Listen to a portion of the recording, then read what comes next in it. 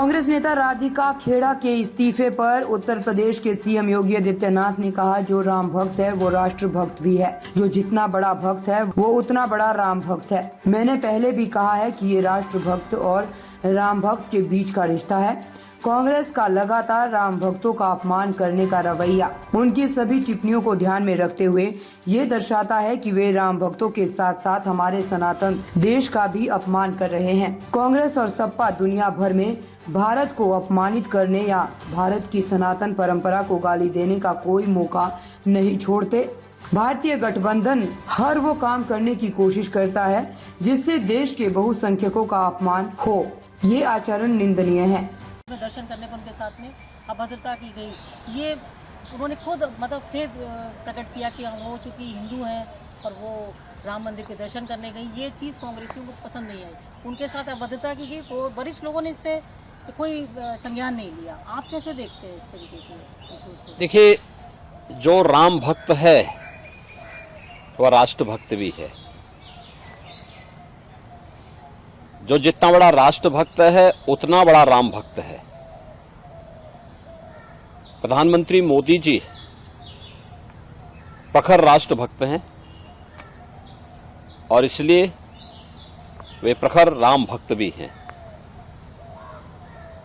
500 वर्षों का इंतजार समाप्त करके अयोध्या धाम में रामलला फिर से विराजमान हो गए। अयोध्या की कायाकल्प हो गई। ये सब मोदी जी के नेतृत्व में, उनके मार्गदर्शन में ही संभव हो पाया। स्वाभाविक रूप से आज जो नई अयोध्या है, ये नई अयोध्या एक नई गाथा को हम सब के सामने भी प्रस्तुत करती है। और कल प्रधानमंत्री मोदी जी की अयोध्या में उपस्थिति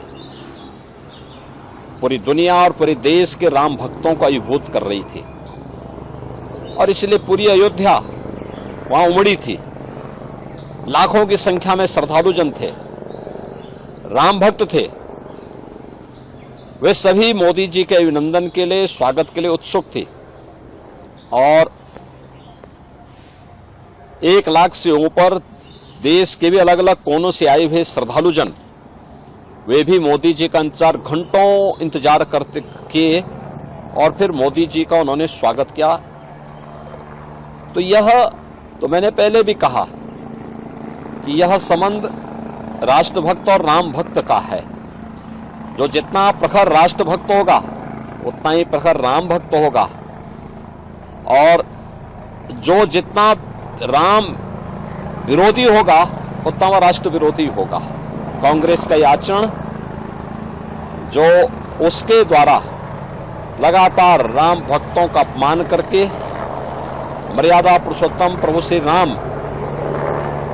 के बारे में इससे पहले भी कांग्रेस ने जिस प्रकार की टिप्पणियां की थी, उन सभी टिप्पणियों को ध्यान में रख करके अगर हम देखें तो उसका यह आचरण दिखाता है कि यह वास्तव में न केवल राम भक्तों का अपमान कर रहे हैं बल्कि हमारे सनातन राष्ट्र का भी अपमान कर रहे हैं।